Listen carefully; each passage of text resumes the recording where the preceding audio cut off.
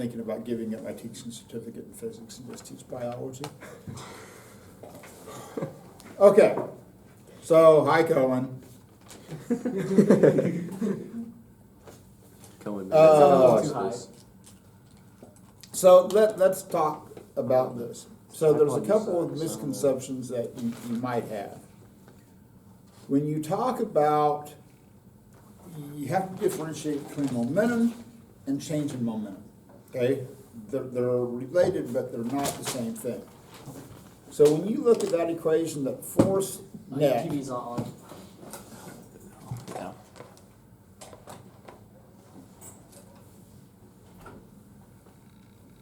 Cole, you're missing out. Hey, no, a little bit. there we go. You should have seen last year's. Last year's was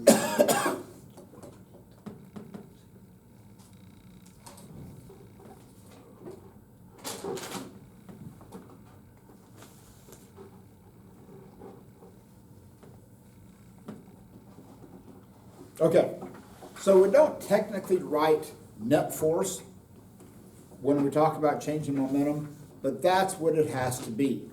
So, you know, the penguin is sitting here in my hand, there's forces acting on it, but the momentum isn't changing. I throw the penguin up in the air, oh, there's an imbalanced force. That's going to in effect create an acceleration. To have an acceleration, that means a change in velocity. You change in your velocity, then you change your momentum, okay? So momentum itself, just straight momentum, is just mass times velocity. Change in momentum, which is net force times time, is equal to three things. And you want to keep track on when you get into situations like this, and we'll see this with momentum, we're going to see it with working energy, that when you have like 3 or 4 things that can be equal to each other, it's vital that you keep track of what is staying constant and what is changing. So when you look at question number 10, okay? So you got a car traveling 112, okay? What's the change in momentum? How much force is required? So your answer for 10A should be something times 10 to the 4th, okay? Then what would happen to the change in momentum if the time had been doubled? Okay, and then I said what would happen to the force if the time had been doubled? And then I said assume that there is the same change in velocity. So if you look at this, there's a couple of ways you can view this. One is you can look at it on a momentum time graph. Okay, so this car is going to be traveling with a certain amount of momentum, boom, it's going to come to a stop, the final momentum is going to be 0. So on the slope of a momentum time graph, because that momentum is Newton seconds, and when you divide that by seconds, change in y over change in x, so the slope of this line represents force. Cool, okay? So I have to have a negative force acting on this because the slope of my momentum time graph is a negative value, okay? So when you get to the next part, and it says, okay, hey, we're going to double the time. So if I change the time, make it bigger or smaller, as long as the change in velocity is the same, therefore the change in momentum is going to stay the same. But I'm going to alter the force because the force is going to be representative of the slope of that line, okay? Now, in contrast to that, if you look at a force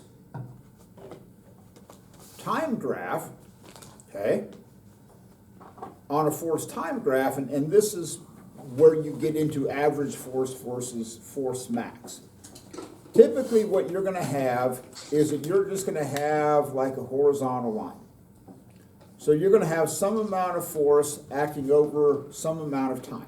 Okay, so unless you're told to worry about force max, don't.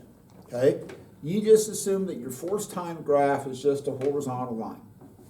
So if I have the same amount of force applied over a certain amount of time, but then if I apply that same force over twice as much time, oh, that area is going to double, and the area underneath a forced time graph represents change in momentum. So this is what you want to focus on, is that are you holding the force the same and you're altering the time, or are you holding the change in momentum the same and altering the time? Because they play out completely differently in terms of what you're holding constant and what you're changing. Okay, so let's talk about question number 12. Okay? So on question number 12, so let me give you a little historical perspective. There was a time known as BW, which stands for the time before Walmart. Okay, yes, civilization did exist without Walmart. And when I was little, and I grew up out at Cheney, home of the Sedgwick County Fair, thank you very much. And at the time, child restraint seats did not exist. Okay, number one, you didn't have Walmart. Number two, you couldn't even buy one if you wanted one. Okay, so I remember driving into town with my dad, and he had what was called a bench seat in his truck. And I was smaller then, and I would literally just stand there beside Dad. Okay, no seat belt, nothing. I mean, I would literally just stand in the seat beside Dad because I wanted to see what was going on in the world. And when Dad would hit the brakes, he would just instinctively put his arm out to keep me from turning into a hood ornament. Okay, sometimes he pushed me, but for the most part, Dad would try and stop me. And you could always tell parents when they drove, even after their kids were like adults, because of that generation, when they would hit the brakes, they would instinctively just put their arm out. And they would still do that. It just became an automatic reflex. That when you had to stop abruptly, you just automatically just put your arm out to keep the kid from flying forward. And so physicists began to look at the situation, because you had kids being injured in these car crashes. They said, okay, let's look at the situation. So if you look at the information that I gave you on number 12, you're going 10 meters per second. A world-class sprinter can run this fast. So this is not a high-speed collision, okay? You're only going 10 meters per second.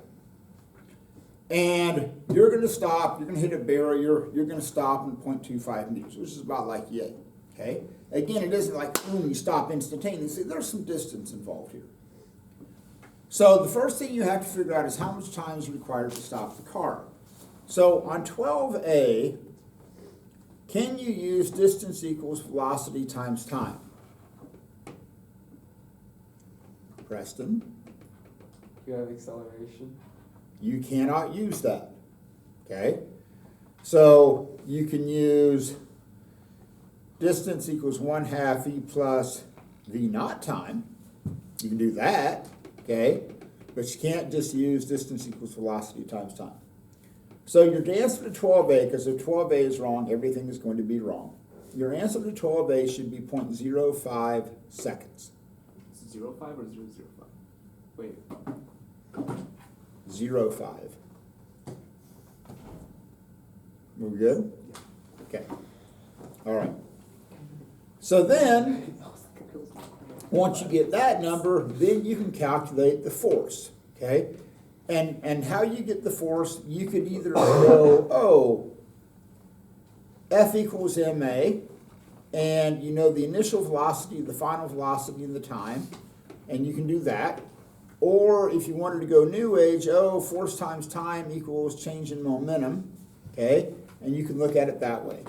But no matter what, you should get on B something around like -4,000, okay?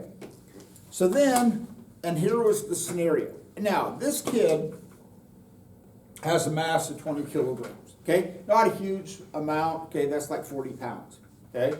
So it isn't like you're trying to stop, you know, like a wrecking ball. 40 kilograms, small kid. So the whole point of this is that if you take that value of force that you have on B, and you say, okay, let's look at this from an equivalent perspective of saying, okay, how much mass would you have to lift to make an equivalent amount of force to stop this kid, okay? And so your answer to 12C should be around 400 kilograms, okay?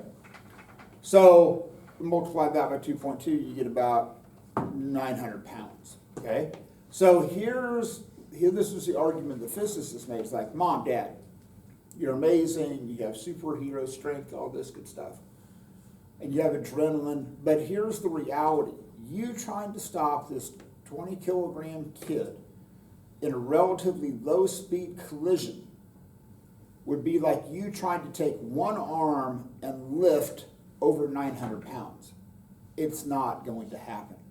And so that then led to, it's like, okay, I know kids don't like it, but for their safety, we got to put them in child restraint seats because you just do not have the physical strength to stop this kid.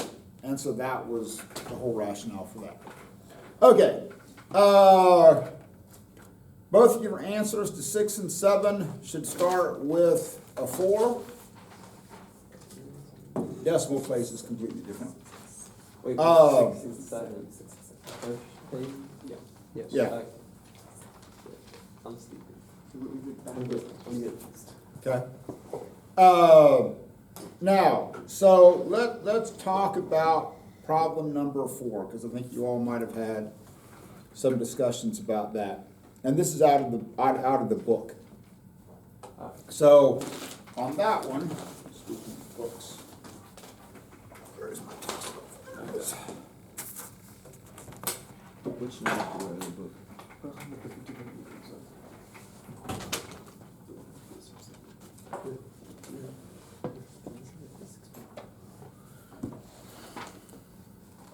Thank you.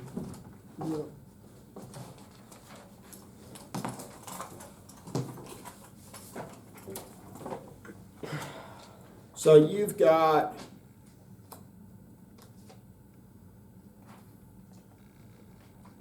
and you've got something like this. And this is in milliseconds. Okay? So when you get to question number 4, what value of F max will give an impulse of 6 Newton seconds?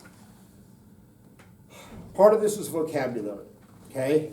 Impulse means the same thing as change in momentum, okay? So what you're given is basically, because you have to remember that the area underneath a force time graph gives you change in momentum, which is impulse. So basically what they're saying is that, hey, this area, which looks like a triangle, is 1/2 base times height. So they've given you the area, which is the impulse. Now, they get a little bit tricky on this one because of the fact that this is 8 ms, which stands for, milliseconds, okay? Just like if it was mm, it'd be millimeters. If it was ml, it'd be milliliters. So this is ms, which is milliseconds. So then you basically know at that point the base, and then you solve for the height, okay? So that answer on 4 should be between 12 and 1800-ish. Okay. Anything else? The graph 411. Yeah, just a question. Oh, with the soccer ball? Yeah. Okay. Prashant, is this stuff right? So on that graph on number 11, do not make this complicated. So if you look at what's happening on number 11, it's rolling, velocity 6 meters per second. Player kicks the ball in the opposite direction, gives it a velocity of -14. So here's the soccer ball. It's moving at 6 meters per second. There's the footy. Boom. Going to move back at -14 meters per second. So did the ball change direction? Yes. Yes. And you change direction, what does the velocity have to go through? 0, right? Got to slow down, stop, speed back up. So all you have to do is just start up here at 6 meters per second. Where are you going to end up? No. negative No 14, wonder. just do that. Is it okay if I had like a horizontal line for a bit and then like marked where the ball was kicked? That's fine. Yeah, that's what I had. Yeah, that's fine. But the heart and soul of what's happening when the ball is being kicked. Okay? Yeah, if you have horizontal lines, that's fine. But, The one where it has. and yes, you should have some negative answers on this assignment. If you look down through your numeric answers and you have no negative values, you have done something horribly wrong. And don't just go, oh, let's put some negative signs on some of them. Bad. Bad. That leads to test scores like you got on the planetary motion test. By the way, don't forget, if you want to retake that test, you have until like next week, the end of next week to do that. Okay. So, it doesn't have to happen like today, but keep in mind your momentum test is gonna be Probably retaking the test next Friday. no, the 12th, I'm sorry, the 12th. That's wrong. I was off by a week, that's the 12th. Okay, so Oh, that's probably the next same week. I'll take the Okay. 10th. Anyway, all right, we're good, going once, going twice, sold. Okay, Colin, what'd you get? we'll for stop that BSC on camera for a 11? second. So when will we get our tests Wait, which back? number we are?